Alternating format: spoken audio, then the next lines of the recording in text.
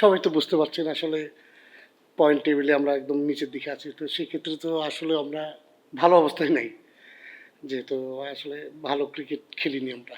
দেখেন আসলে টি-20 ম্যাচ তো মানে প্রতিটা সেকেন্ডে ম্যাচ ওরিয়েন্টেড ম্যাচ হয়, তো সেই ক্ষেত্রে আমরা কোথাও না কোথাও তো একটু হয়তো বা মানে ইয়ে ছিল, এই জন্য হয়তো বা আমাদের সেই জিনিসটা হয়নি। স্বাভাবিক, এই যে আমাদের দেশের অ্যাসেট একটা প্লেয়ার, সেক্ষেত্রে সেই রান যদি করতো, আমাদের টিমও ওইভাবে ওকে নিয়েছে যে ও আমাদের একটা ওরকম একটা পারফর্ম করবে, কিন্তু আল্লাহ দিলে ও তো করতে পারেনি আর কি। তো তার জন্যে আমরা দোয়া করি যেন ওয়ার্ল্ড কাপে যেন আমরা ভালো ক্রিকেট খেলে। না, রেজাল্ট ওটার জন্য যে আসলে আমরা খারাপ ক্রিকেট খেলেছি তা না। আসলে ক্রিকেট তো আসলে মাঠের খেলা। মাঠে আমরা ওইভাবে আমরা নিজেকে উপস্থাপনা করতে পারিনি। তার ভিতরে ওইটা একটু ইস্যু থাকতে পারে। কিন্তু আমরা মাঠেই যেই বৃত্তের ভিতরে আমরা ভালো ক্রিকেট খেলিনি।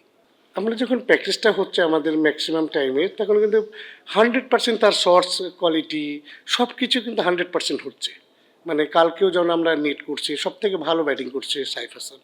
কিন্তু বাই দ্য বাই লাস্ট কয়েকটা সিরিজও সে ভালো ক্রিকেট খেলছে বাংলাদেশের হয়ে, কিন্তু আসলে আমাদের এই টুর্নামেন্টে সে আসলে সাকসেস হতে পারেনি। আজকের উইকেট খুব ভালো ছিল। আজকে আমাদের উইকেট কিন্তু আপনারা দেখবেন, আপনারা ম্যাচটা যেহেতু আপনারা দেখছেন, আজকের উইকেট কিন্তু অনেক ভালো ছিল। সেকেন্ড হাফে ব্যাটিং করার জন্য আরও ভালো ছিল। আমরা দেখেন এত আম, আমরা পাওয়ার প্লেতে বেশ উইকেট ফল করছি, তারপরে আমরা 170 রান করছি।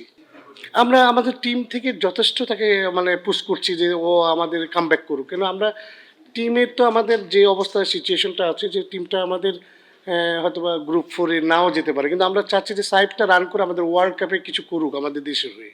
এটা আমরা ট্রাই করছি, এবং টিম ম্যানেজমেন্ট থেকে ওভারঅল সবাই আমরা ওই জিনিসটাকে আশ্বস্ত করছি এবং কনফিডেন্স দিচ্ছি আমরা কন্টিনিউ। ফিল্ডিং কিন্তু আজকে কিন্তু বিগত আমি আমি তো যে কটা ম্যাচ হয়েছে আজকে কিন্তু বিগত আমার আজকে কিন্তু খুব খারাপ ফিল্ডিং করছে, কিন্তু এর আগেরগুলো যদি আপনারা দেখেন মানে, তো আমাদের টিম কিন্তু 5 থেকে 6 ম্যাচ পর মনে হয় ক্যাচ পড়ছে আজকে। এই 6 ম্যাচের ভিতরে একটা ক্যাচও আমাদের ড্রপ করেনি প্লেয়াররা। আজকে হয়তো বা আজকের ম্যাচটা একটু অনেক বিগ ম্যাচ, আমাদেরও একটা সম্ভাবনা ছিল যে আমরা জিতলে, পরের ম্যাচটা জিতলে আমরা আমরা 4-এ যেতে পারবো।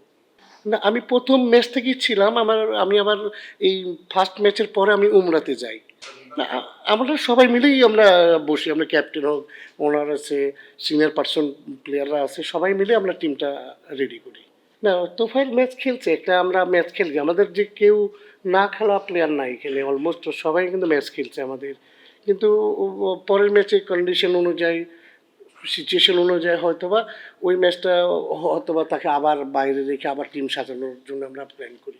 কিছুটা তো অবশ্যই মানে কিছুটা তো আপনারা নিজেরাও মিডিয়াতে জানেন যে কিছুটা হলেও তো এর ইম্প্যাক্ট একটু পড়ছে আমাদের। যেন সাপোজ আপনার বাসাতেও যদি আপনি স্লিপ মানে ঘুমিয়ে থাকেন, তারপর প্লাস হলে হঠাৎ করে কেউ যদি রুমে গিয়ে যদি নক করে ঢুকে যায়, তা আপনি তো অন্য অন্য পরিস্থিতিতে হয়ে যাবে। না, নাসিরের ওর হিপে লাগছে, আর হিপে পেইন আছে। ওর ব্যাটিং অর্ডার যে জায়গায় নামে ওই জায়গায় ছিল, কিন্তু ও পরে আমাদের যে ফিজিও আছে সে বলছে যে ও এখন মানে মাঠে ব্যাটিং করার মতন অবস্থা নেই। আমি কয়েকটা লাস্ট টুর্নামেন্ট আমি যখন বরিশালের হেড কোচ ছিলাম, বিগত টাইমে আমি রাজশাহী নর্থের বিসিএলেরও হেড কোচ ছিলাম। হেড আচ্ছা, বিপিএল আমি এই ফার্স্ট টাইম আমার এটা এটা আমার মানে আমি আসলে এক্সাইটেড ছিলাম একটা হেড কোচ হয়ে এসেছি, কিন্তু আসলে সাকসেস তো আমি লাস্ট 3 ম্যাচে আমার টিম ওরকম কিছু করতে পারে, কিন্তু স্বপ্ন তো মানুষের থাকে যে সামনে আমি আরও বেটার জায়গায় যাব। না, না, না, এটা ম্যাচে একটা হতেই পারে, একটা ম্যাচ ক্যাচ মিস হতেই পারে, এটা ও বাইরের কিছু ইফেক্ট পড়েনি, এটা হয়ে গেছে।